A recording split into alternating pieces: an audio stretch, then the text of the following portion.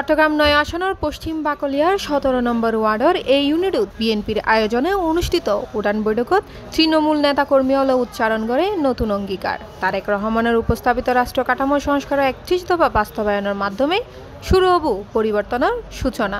স্বেচ্ছাসেবক দলের সদস্য সচিব মোহাম্মদ ফারুক বৈঠকত সভাপতিত্ব করে ১৭ নম্বর ওয়ার্ডের এই ইউনিট বিএনপির সভাপতি নূর নবী মিয়া আর সঞ্চালনা করে সাধারণ সম্পাদক মোহাম্মদ তৈয়ব।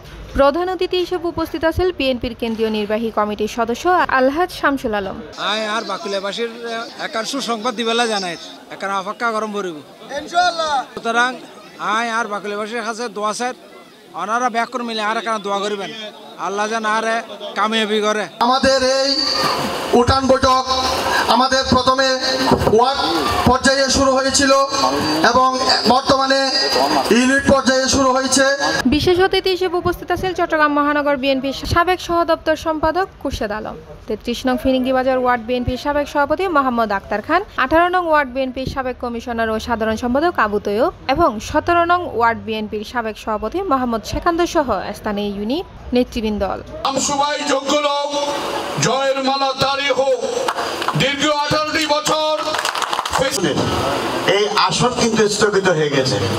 অর্থাৎ আপনারা অবশ্যই ধরে নিবেন, আমাদের বুঝতে অসুবিধা হচ্ছে না যে স্থগিত হওয়ার কারণটা কি। এই সময় যুবদল, স্বেচ্ছাসেবক দল ও ছাত্র দলের নেতা হলেও অংশ লয়। তার মধ্যে আছিল রায়হান আশরাফ, জাহাঙ্গীর সহ আরো বোধকেও। চট্টগ্রাম ৯ আসনত ওনারা জানন যে বৃহত্তর বাকুলিয়ার কৃতি সন্তান আলহাজ শামসুল আলম সাহেব দীর্ঘ ১৭ বছর এই গত জালিম সরকারের যেই নিপীড়ন, সেই নিপীড়ন চট্টগ্রামের সবচাইতে নির্যাতিত পরিবারের মধ্যে ও একজন। আসলে বাকুলিয়ার মানুষ আর বাকুলিয়া স্থানীয় ফুয়ারিয়ার ব্যাকুনে তারা সাইডটি কেন্দ্র বিএনপি আর নমিনেশন যাতে শামসুল আলম বাইরে দেয়।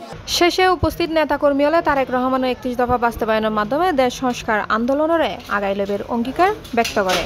একখান পরিবর্তনের বাংলাদেশ গরিবের প্রত্যয়ে।